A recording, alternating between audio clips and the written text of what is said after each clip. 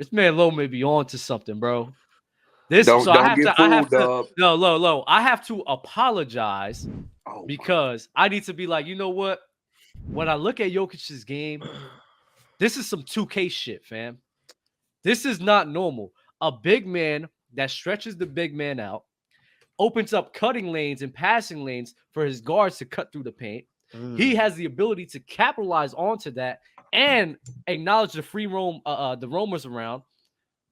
On top of that, you can't afford to double this man because if you double him, he will take advantage of you. So essentially, you have to play one on one. And as a one on one player, he is cooking damn near everybody. I want to see what he's going to do against AD.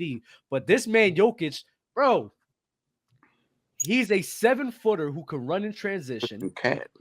He can run in transition. He can run the transition, operate in the pick and roll, be both the handler and the roll man. On top of that, still making passes while being the roll man. Fam, this is some 2K shit. This is some 2K my player build demigod shit. And people love demigods. This man Jokic, bro. The only reason y'all not trying to say he's a top 5, probably best offensive big in the league and ever in NBA history. I'm about to say me. My bad. More in the league. Ever in the NBA history, or even a top 5 offensive player in general, is probably because he just ain't winning a ring yet. Which is stupid. But which is dumb as hell. Which is dumb. You know how much defense, you know how much a coach is going through trying to fucking defend this man? There's no answer, bro. There's none. But go ahead. What he did the last game was pretty crazy. Okay, this is what I'll say about the Jokic topic. Number one, he's going against DeAndre Ayton and Landale in this series. That's his position comp right now. It's Landale and Ayton. Is he a great player? Absolutely, top 5 certified. But this is what gets top 5 is crazy. He's top 3. He's top 3. Okay, all right. Thank God. But this is what gets weird to me. This is what gets weird because people. Well, let me speak for myself. I've never not said it like held Jokic up to a certain regard. It's not because of his offensive game, right? It's because he's a layup line. And so it's funny how when these playoffs get to going, right? And, certain series, now all of a sudden it's got you switching your mind up. But wait until he plays a team that applies constant rim pressure. Then what? No, and we'll see. But that's the ongoing question about Jokic as a player. But I've never questioned that. It's everything I'm talking about is what he does offensively. I've never questioned defensively what he provides and what he doesn't provide. I know he's not a good defender. And I still need to see it against better comp than DeAndre Ayton and Landale. But I would like now if he does this to us next series, bro, if he goes head up against AD and he doing this thing, hey, bro. Even last year against the Golden State Warriors, without Jamal Murray, the man was dropping 30 on their head. He's saying that's not good enough because Draymond and Looney are not as big as Jokic. That doesn't make sense. It's never going to be, and that's why I asked that question earlier. What is going to be good enough? Because I know for you said that it's AD, but some people are even saying that it's not going to be AD because AD is not a big. He's a power forward playing the 5 because of the team he's on. But it's not, even then it might not be enough. So I asked what is going to be the actual comp for some people. You say it's AD. Some people say it's not going to be unless he plays Joel Embiid, which who knows if they actually get to the finals if that's going to match up. But to me, it's I don't know if the idea that he's playing this great against subpar comp, and also mind you, he did this against Rudy Gobert in the first round. Like some people don't think that's good enough either because it's Rudy Gobert. So it doesn't. Well, didn't you tell me that that Rudy was roaming? And then they had Cat in the second half of that series, yeah. So initially it was Gobert on him, and then they switched and they had Towns on him, and they had Gobert sending help and roaming, so they would send doubles. And up until the last game, that really didn't work either. Like he was still cooking and killing them regardless of what was going on. So yeah, bro, this shit. Wait, hold on, wait. Somebody did pose a good question, so I need to ask you for this because I don't rank it the way you do. What's that? So Jokic dropping 10% in efficiency doesn't mean anything to you? because he's still making. And see, that's also my big thing because a lot of the times I hear about Jokic and all this efficiency. That's all I ever hear most of the times about Jokic. But I know for a fact that he has dropped in this playoff run. Okay, now the KD volume dropped is definitely 10%? up. Okay, and the volume is up for sure. So let me say this again. Dropping is normal. 9% is crazy, but also he was like historically great. He was at 70%, right? Again, he was so nasty. That's so nasty. Can I finish? KD was historical too. Go ahead. No, he wasn't 70% historical. No, he wasn't. No, but 67, 66. But let me say this again. It's not just the dropping.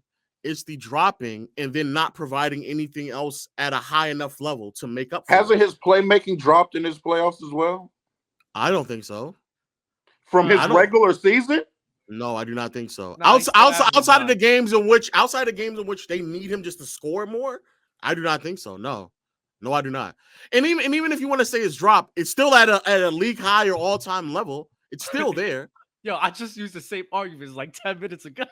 What is Kevin Durant providing outside of scoring? I love you, Lo. What is Kevin Durant providing? What is Kevin Durant? I walked through it. Don't get me wrong. I'm not saying he's this world league passer defender, but he's not providing all-time passing, dub. It's not. No, Lo. Listen. All I'm saying, which is fine. I understand the criteria. The thing is, KD still provides good defense. He still provides good playmaking. He still provides good rebounding. Don't get me wrong. It's not all-time level, but he does so many good things well that even though his scoring is not being at that high of a level, he's still able to impact the game on different areas. That's all I'm saying. I'm not denying that. Let me make sure this is clear. Kevin Durant as a player in the regular season, all-time great efficiency, all-time great scorer, really good defender, passer, playmaker, rebounder, like all those things are good. If all those things are good while the other things are all time, and those two things that are all time, or at least the efficiency all time, drops, but none of these things fucking go up, what am I saying? What are we saying right now, bro? What are we saying? Oh, I love. Can we let's go through so Jokic kind of became what this kind of player, although he is better than he was in 2020. But around this level really started 2020, correct? I would just say these last 3 years. But if you want to say 2020, that's fine. I don't really care. So in 2020, in that playoff run again in the bubble, he plays the Jazz, I believe.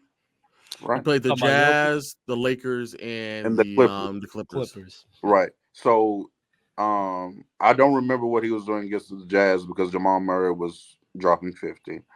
Then we go to the Clippers. This thing is crazy. We go to the Clippers. His matchup is Montrezl Harrell. And then the series that he does struggle is when he's playing some actual bigs. Then we don't have the same bigs that we do. That's the thing that kind of scares me, bro. Then the following year in his playoff run, he got eliminated by the Suns, and then the next year he got eliminated by the Warriors. And that first series was against who? The Trailblazers? Mm-hmm. Yes. Where he was matched up against Nurkic. But you see what I'm saying? It's never going to be good enough. It's not trash, bro. I'm not saying what. I'm okay, but that's like I'm not Jesus.